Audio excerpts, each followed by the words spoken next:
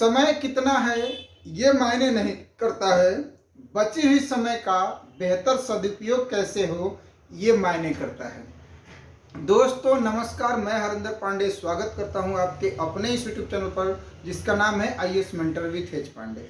हृदय की गहराइयों से आभार, प्यार और आशीर्वाद ऐसे ही बनाए रखिएगा। सबसे पहले तो आप सभी से माफी चाहूंगा नियमित ना बात करने के लिए। एक इंसान के रूप में इंसान के जीवन में उतराव चढ़ाव आता है, परिस्थिति और हालात बदलता है। हालात जैसी भी हो, परिस्थिति जैसा हो, अब मैं आपसे नियमित बातें करूंगा। यूपीएससी सिविल सेवा की तैयारी के दरमियान जो भी अनुभव मैंने किया वो अनुभव आपसे शेयर करूंगा।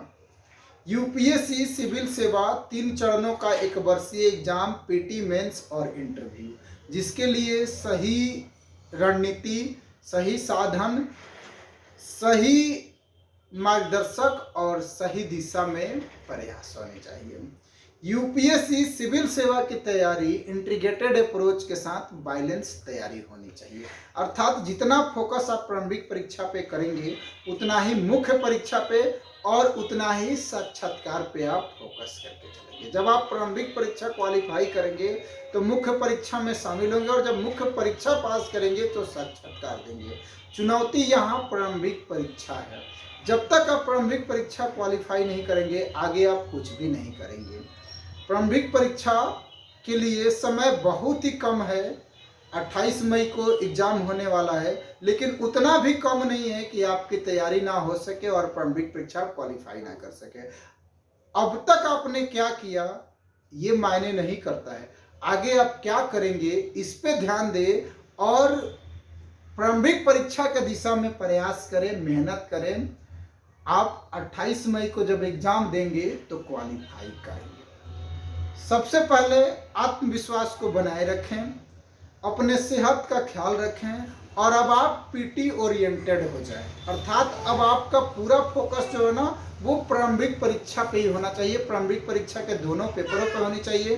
प्रारंभिक परीक्षा के लिए समय कितना मिलता है, अर्थात पूरे के पूरे प्रारंभिक परीक्षा पे ही होना चाहिए और उसी के इर्द गिर्द ही आपका सोच और आपकी मेहनत होनी चाहिए। प्रारंभिक परीक्षा पे फोकस कर लें, सामान्य सा रूटीन बनाएं, निर्धारित कर लें कि मैं इतना देर नियमित पढ़ पाऊंगा और ये तब तक आपको करना है जब तक आप प्रारंभिक परीक्षा दे के ना आ जाएं। अर्थात आप निर्धारित समय कर लें एक सामान्य सा रूटीन बनाने के बाद कि मुझे 8 घंटा पढ़ना है। अब 8 घंटा आपको प्रारंभिक परीक्षा तक पढ़ना पड़ेगा, इसमें कहीं भी गैप नहीं होना चाहिए और एक दिन का भी गैप नहीं होना चाहिए। जब 8 घंटे का आपने कमिटमेंट कर लिया और 8 घंटे आप पढ़ेंगे तो नियमित पढ़ेंगे और तब तक पढ़ेंगे जब तक आप प्रारंभिक परीक्षा देकर ना आ जाएं।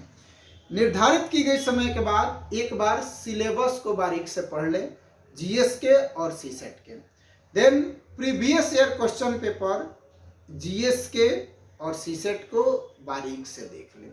देखने के बाद अब आप अपनी सूझबूझ और अपनी रुचि के अनुसार मटेरियल को सेलेक्ट करें। अर्थात सेलेक्टेड जो भी किताब चुने वो सेलेक्ट कर ले कि अब यही वो किताब है जिसे मुझे पढ़ना है और पढ़ के प्रारंभिक परीक्षा में बेहतर करना है सिलेबस के टॉपिक के अनुसार। जैसे आपने ज्योग्राफी के लिए कोई बुक सेलेक्ट किया तो वो आपकी सूझबूझ और आपकी समझ पे है, वैसी बुक सेलेक्ट करिए जो आपको आसानी से समझ पाए और जिसे समझने के बाद आप प्रारंभिक परीक्षा में बेहतर अर्थात ज्योग्राफी के जो भी क्वेश्चन आएगा उससे आसानी से हल कर पाएंगे। और उसके लिए कि आप एकदम सोच समझ के सावधानी से बुकों का चयन करें, अर्थात किताबों का चयन जो है वो सोच समझ के कर ले। यही जब आप किताबों को चयन कर लेंगे और जो निर्धारित टाइम है आपने निर्धारित किया है उस निर्धारित टाइम को 2 पार्ट में बांट लें।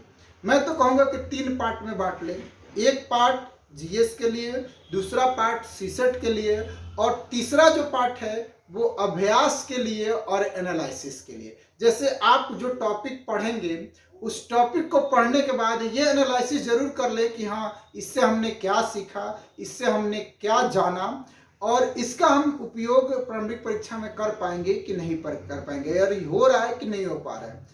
देन जो दूसरा सेकंड सीसेट का है, तो सीसेट कहीं ना कहीं पूरा अभ्यास का है, उसमें पढ़ने से ज़्यादा समझने की जरूरत है और अभ्यास की जरूरत है। और जो तीसरा पार्ट आपने अभ्यास के लिए किया है, एनालिसिस के लिए किया है, वो आप जारी रखिएगा। अब मैं ब्रीफ में आपको बता दूं कि सबसे पहले आत्मविश्वास को बनाए रखिए, अपने सेहत का ख्याल रखिए, पीटी ओरिएंटेड हो जाइए, सामान्य सा रूटीन बनाइए, अपने लिए निर्धारित करिए कि मैं कितना डेली पढ़ सकता हूँ। निर्धारित की गई समय में एक बार सिलेबस को बारीक से पढ़ जाएं, प्रीवियस ईयर क्वेश्चन पेपर को पढ़ जाएं, देन आप सेलेक्टेड अर्थात सूझबूझ के साथ किताबों का चयन करें। एक बार जिसे चयन कर ले उसे तब तक ना छोड़े जब तक आप प्रारंभिक परीक्षा दे के ना आ जाएं।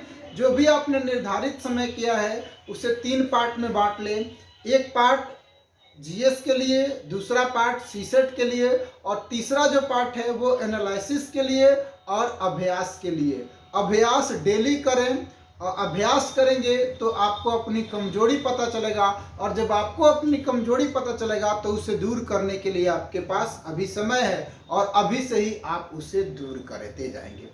दोस्तों, उम्मीद है कि ये मेरा प्रयास आपको अच्छा लगा होगा। जैसा भी लगा होगा एक बार जरूर बताइएगा। मैं कोशिश करूंगा कि जो भी आपको अपने अनुभव शेयर करूं वो आपके लिए उपयोगी हो, आपके लिए सहायक हो। अगर किसी एक के भी सफलता में सहायक हुआ तो मैं अपना ये प्रयास सार्थक और सफल समझूंगा। बहुत दिनों के बाद आपसे बात कर रहा हूं तो शब्दों में त्रुटि हो सकती है, कुछ चीज़ें सही नहीं हो सकता है। सुधार करूंगा और कोशिश करूंगा कि आगे जब भी मैं आपसे बात करूं बेहतर अनुभव शेयर करूं और वो अनुभव जो मैंने किया वो आपको दूं, और जो गलती मैंने किया वो गलती आपको ना करने दूं। तो मिलते हैं अगले वीडियो में अगले टॉपिक के साथ। इन्हीं सारी बातों के साथ मिलेंगे आपसे।